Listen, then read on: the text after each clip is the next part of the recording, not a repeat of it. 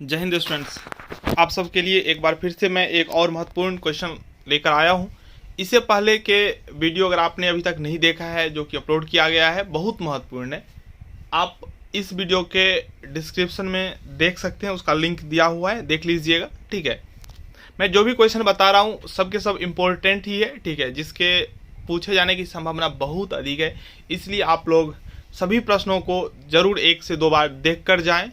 और उसके बाद जैसे ही आप एफएम का एग्ज़ाम कंप्लीट करेंगे, उसके बाद कुछ दिन बीच में समय है, उसमें हम कॉस्ट का प्रिपरेशन करवाएंगे, फिर उसके बाद टैक्सेशन का, फिर ऑडिटिंग का। मतलब जैसे जैसे आपका एग्ज़ाम है वैसे ही अब मैं आपका प्रिपरेशन करवाऊंगा। ठीक है, तो वीडियो लगातार इस चैनल के माध्यम से अपलोड होगा। आज कुछ ज़्यादा ही वीडियो अपलोड होगा क्योंकि कल आप लोगों का एग्ज़ाम है, तो थोड़ा रिस्पॉन्सिबिलिटी आपका भी बढ़ जाता है और आपके लिए मैं चिंतित हूँ, तो मेरा भी रिस्पॉन्सिबिलिटी बढ़ जाता है। तो आज का यह दूसरा वीडियो है, फिर आज रात तक, लेट नाइट तक 4 वीडियो हम कम से कम और अपलोड करेंगे ताकि आपको सब क्वेश्चन समझ में आए। सबसे इम्पोर्टेंट बात है क्वेश्चन को समझना। ठीक है, मैं आपको क्वेश्चन समझाते हैं, जो आपको उत्तर कैसे लिखना है, क्या लिखना है, और आप आसानी से लिख सकते हैं, मैं ऐसा उम्मीद करता हूँ। ठीक है, चलिए अभी जो क्वेश्चन मैं आपको समझाने जा रहा हूँ वह पूंजी बजटिंग क्या है। What is capital budgeting? विनियोग निर्णयों में इसकी क्या भूमिका है? What are its role in investment decision making. ठीक है, चलिए सबसे पहले हम समझते हैं पूंजी बजटिंग क्या। देखो सिंपल सा बात, ये आपके पास पूंजी है। सबसे पहले जब हम व्यवसाय की कल्पना करते हैं, व्यवसाय के बारे में सोचते हैं, तो हम पूंजी लगाते हैं। हमने व्यवसाय में 5 लाख रुपया दे दिया। ठीक है, हमने 5 लाख रुपया व्यवसाय में क्या किया? दे दिया। अब हमको क्या करना है? इस 5 लाख रुपया को रखना तो नहीं है, कहीं ना कहीं इसको तो यूज करना है। ठीक है, तो ये जो 5 लाख रुपया का हम उपयोग करेंगे दीर्घकालीन निवेश में और अल्पकालीन निवेश में। दीर्घकालीन निवेश का मतलब हुआ जो व्यवसाय में बहुत अधिक समय के लिए हम निवेश करेंगे, अधिक समय तक हमको प्रॉफिट चाहिए, और एक होता है अल्पकालीन जो कम समय में ही प्रॉफिट चाहिए। तो जब हम दीर्घकाल के बारे में सोचते हैं, दीर्घकालीन निवेश के बारे में सोचते हैं, निर्णय लेते हैं, इसे ही हम लोग बोलते हैं पूंजी बजटिंग। मैं उम्मीद करता हूं आप समझ रहे होंगे मैंने क्या कहा। और अगर आपको किसी भी टॉपिक में अगर दिक्कत होता है तो आप कमेंट कीजिए। ठीक है, मैं आपको उस टॉपिक को कमेंट में ही क्लियर करूंगा या नेक्स्ट वीडियो में डिस्कस कर लेंगे। समझने की जरूरत है, रटने की जरूरत नहीं। रट के आप कुछ नहीं कर सकते हैं, समझेंगे तो आप अपने मन से भी अपने वर्ड्स में लिख सकते हैं। और आपको कैसा लगता है मेरा पढ़ाई, ये आप कमेंट में ज़रूर बताइएगा, क्योंकि आपका जो कमेंट होता है ना वो हमारे लिए मोटिवेशन का काम करता है, और हम नेक्स्ट वीडियो के लिए उतने ही तत्पर होते हैं जितने आप वीडियो का वेट करते रहते हैं। ठीक है, तो मैं उम्मीद करता हूँ पूंजी बजट में आप समझ गए होंगे। ठीक है, मैं अब गेस में जो है उसको समझाता हूँ, अंडरलाइन कर देता हूँ, आपको उतना ही समझना है। पूंजी बजटिंग का संबंध दीर्घकालीन निवेश के निर्णयों से है। इसे विद्यमान अथवा नवीन ऐसे परियोजनाओं में पूंजी निवेश के दीर्घकालीन आयोजन के नाम से संबोधित करना अधिक उपयुक्त होगा। कहने का मतलब है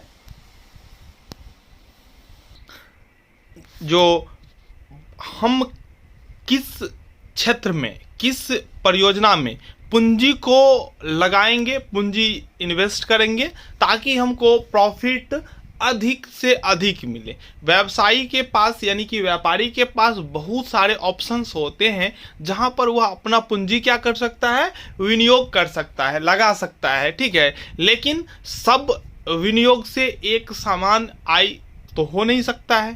तो सभी जो भी वे है जहां पे आप निवेश कर सकते हैं उसमें सर्वोत्तम को चुनना, उसमें सर्वश्रेष्ठ को चुनना, जहां हमको ज़्यादा सुरक्षा मिले और साथ ही साथ अधिक लाभ भी मिले। तो इन सभी बातों को ध्यान में रखकर पूंजी का जो निवेश होता है वही पूंजी बजटिंग कहलाता है। ठीक है, देखिए इसके अंतर्गत, देखिए यहाँ था अधिक उपयोग होगा जिसका लाभ फर्म को भविष्य में अनेक वर्षों तक प्राप्त होता रहेगा। पूंजी बजटिंग एक बहुआयामी प्रक्रिया है। इसके अंतर्गत नए एवं अधिक लाभदायक विनियोग के प्रस्तावों की खोज, क्या क्या दे लिया? नया और अधिक लाभदायक, जो अधिक प्रॉफिट दे, ठीक है, उसका खोज किया जाता है, उसके बारे में सर्च किया जाता है, पता किया जाता है, और फिर उसको जांच पड़ताल करने के बाद उसमें क्या किया जाता है, तो विनियोग कर दिया जाता है। यही है पूंजी बजटिंग। आप एक बार इसको देख लीजिएगा, ठीक है ना। फिर मैं यहाँ बताऊँ, पूंजी एवं बजटिंग, इन दो शब्दों का अभिप्राय पूंजी व्ययों के बजटिंग से है। बजटिंग का आशय पूंजी व्यय के ऐसे सुविचारित आयोजन से है जिसके आधार पर भविष्य में सुविचारित का मतलब होता है आप सोच कर विचार कर कोई काम करते हैं, जिसके आधार पर भविष्य में फर्म को प्राप्त होने वाले लाभों तथा पूंजी के प्रारंभिक एवं अनुवर्ती व्ययों का तुलनात्मक विश्लेषण किया जाता है। चलिए, पूंजी बजटिंग का परिभाषा कुछ यहाँ भी दिया हुआ है, वो थोड़ा समझने की कोशिश करते हैं। किसी फर्म द्वारा दीर्घकालीन मदों अथवा परियोजनाओं में अपने वर्तमान कोषों के सर्वोत्तम विनियोग के विषय में लिए जाने वाले निर्णयों को पूंजी बजटिंग की संज्ञा दी जाती है। फिर से मैं इस लाइन को दोहराता हूं, आप लोग ध्यान सुनिए। किसी फर्म द्वारा, किसी संस्था के द्वारा, किसी व्यापार के द्वारा दीर्घकालीन मदों अथवा परियोजना में, यानी कि ये पूंजी बजटिंग कौन सी अवधि के लिए होती है, तो दीर्घकाल के लिए होती है, ठीक है। अपने वर्तमान कोषों के, यानी कि आपके पास जो अभी वर्तमान में कोष अवेलेबल है उसमें सर्वोत्तम विनियोग, आपके पास बहुत सारे ऑप्शंस हैं, उस ऑप्शन में से आप किसको चुनते हैं, उसके बारे में क्या निर्णय लेते हैं, इसे ही तो पूंजी बजटिंग कहा जाता है, ठीक है। फर्म ऐसा पूंजी निवेश इस आशा में करता है कि उससे आने वाले अनेक वर्षों में, जब दीर्घकाल के लिए होता है तो बहुत साल होगा, तो आने वाले अनेक वर्षों में व्यवसाय में संभावित लाभों का निरंतर लगातार प्रत्येक साल प्रवाह होता रहे, मतलब लाभ मिलता रहे।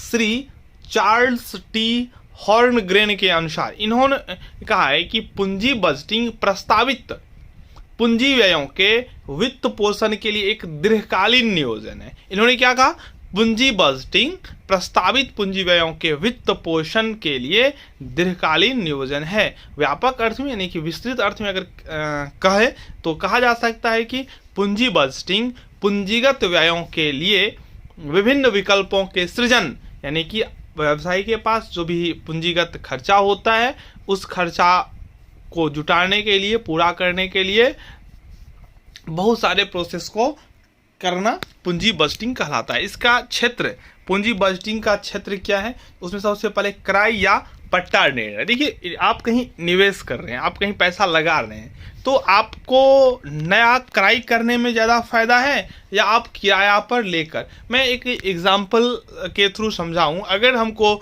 जेसीबी जो मिट्टी को खोदता है, जेसीबी की ज़रूरत है, अब जेसीबी अपना नया खरीद लें या हम भाड़ा पर लेकर काम कर लें, इन दो ऑप्शनों में से कोई एक ऑप्शन को हम चुन सकते हैं, ठीक है। तो हम तो विश्लेषण करेंगे ना, जो मतलब किराया कितना लगेगा, नया लगाने से कितना लगेगा और उसका लाभ कब तक मिलेगा, इन सभी बातों के विश्लेषण के बाद जो हम निर्णय लेंगे वही होता है पूंजी बजटिंग। तो इसका क्षेत्र में पहला है क्रय एवं पट्टा निर्णय। देखिए, इसमें संपत्ति को क्रय करने अथवा पट्टे पर लेने के संबंध में निर्णय लिया जाता है। इसके लिए क्रय की लागत, यानी खरीदेंगे तो क्या कॉस्ट आएगा, उसका यूजफुल लाइफ कितना होगा, वो कितना बेनिफिट पहुंचाएगा, और किराया पर लेने से क्या होगा, इनका कंपैरिजन होता है, ठीक है। आगे है संभावित विनियोग प्रस्तावों में से सर्वश्रेष्ठ विकल्प का चुनाव, यानी कि व्यवसायी के पास जितने भी विनियोग करने के प्रस्ताव हैं उन प्रस्तावों को विश्लेषण करके उसमें से सर्वश्रेष्ठ प्रस्ताव को स्वीकृति देना, चुनना, ठीक है, ये इसके क्षेत्र में आता है। फिर आगे है विस्तार परियोजना से संबंधित निर्णय। ऐसा भी होता है जो व्यवसाय हम जिस स्तर पे किए हैं उस स्तर से अब हमको आगे ले जाना है, हम उस स्तर से बढ़ाना है, ठीक है ना, तो उसमें भी बजट का ध्यान रखा जाता है। फिर चौथा ऑप्शन है प्रतिस्थापन निर्णय। प्रतिस्थापन का मतलब क्या होता है, जैसे अभी हम कॉफ़ी पी रहे हैं और कॉफ़ी का दाम बहुत बढ़ गया, अब ऐसा स्तर पर पहुंच चुका है जो हम पे नहीं कर पाएंगे या पे करने में मुझे बहुत दिक्कत होती है, तो हम अब क्या कर सकते हैं, हाँ, तो अभी ऑप्शन है चाय पी सकते हैं, नहीं तो हम लोग पढ़े हैं पार्ट 2 में भी इकोनॉमिक्स में, तो हम चाय पी सकते हैं। यही होता है प्रतिस्थापन निर्णय। तो अगर हमारे पास पुराना मशीन है, उसको हम यूज़ कर रहे हैं, तो पुराना मशीन है तो जाहिर सी बात है वो ख़राब भी होगा, फिर उसको ठीक करवाने में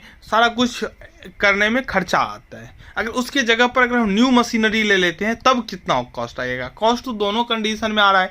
एक तो नया लेंगे तो हमको पूंजी उतना लगाना पड़ेगा, पुराना है तो उसको मरम्मत में ज़्यादा खर्च हो रहा है। तो दोनों में क्या होगा, फिर वही तुलना किया जाएगा, संस्था के जो ज़्यादा फायदेमंद होगा उसको ले लिया जाएगा। फिर आइए वस्तु की किस्म या विधि में सुधार। वस्तु का किस्म उत्पादन विधि में परिवर्तन करके क्या लाभ पर प्रभाव पड़ेगा, इस बात को देखा जाता है। तो ये सब इसके क्षेत्र में आता है। फिर आगे पूंजी बजटिंग का महत्व। देखिए दो वर्ड इसमें यूज किया गया, एक पूंजी बजट और एक है परिचालन बजट। तो पूंजी बजट और परिचालन बजट में क्या है, तो डिफरेंस है। पूंजी बजट जो होता है वो लॉन्ग टर्म के लिए होता है, दीर्घकाल के लिए होता है, जबकि ये परिचालन बजट जो होता है ना वो अल्पावधि के लिए होता है, 1 साल के अंदर के लिए होता है। ध्यान से देखिए, पूंजी बजट का संबंध दीर्घकालीन पूंजी विनियोग के ऐसे प्रस्तावों से होता है जिनसे भविष्य में अनेक वर्षों तक पूंजी पर प्रत्यय यानी कि इनकम आता है, अनेक वर्षों तक। लेकिन इसके विपरीत अगर बात करें तो परिचालन बजट का निर्माण अगले 1 वर्ष के लिए किया जाता है। पूंजी बजट 1 से अधिक वर्ष के लिए, मतलब अनेक वर्ष के लिए, और ये जो परिचालन बजट है 1 साल के लिए ही किया जाता है। इसका संबंध कोषों के अल्पकालीन विनियोगों से होता है। पूंजी बजटिंग की महत्वपूर्ण प्रकृति को देखते हुए किसी प्रस्ताव को स्वीकृत करने से पहले व्यापक आयोजन एवं पर्याप्त सावधानी की अपेक्षा की जाती है। चलिए अब यहाँ से आगे बढ़ेंगे। तो पूंजी बजटिंग की महत्वपूर्ण भूमिका को निम्नलिखित बिंदुओं स्पष्ट किया जा सकता है। पहला, पूंजी बजटिंग के निर्णयों का संबंध कोषों के भारी निवेश से होता है। भारी निवेश का मतलब होता है जब भी आप उसको लॉन्ग पीरियड के लिए करेंगे तो जाहिर सी बात है लंबा होगा और थोड़ा उस पर रिस्क भी अधिक होता है, ठीक है। तो और इस पे जो कोई खर्चा होगा उसको हम लोग बोलते हैं पूंजीगत व्यय। तो ये है, एक बार आप लोग अपने असर से देख लीजिएगा। वैसे जितना डील हम किए हैं वो काफ़ी है, ठीक है। बहुत जल्द फिर से नेक्स्ट वीडियो में हम आप लोगों के लिए अपलोड करेंगे। अभी के लिए इतना ही, धन्यवाद।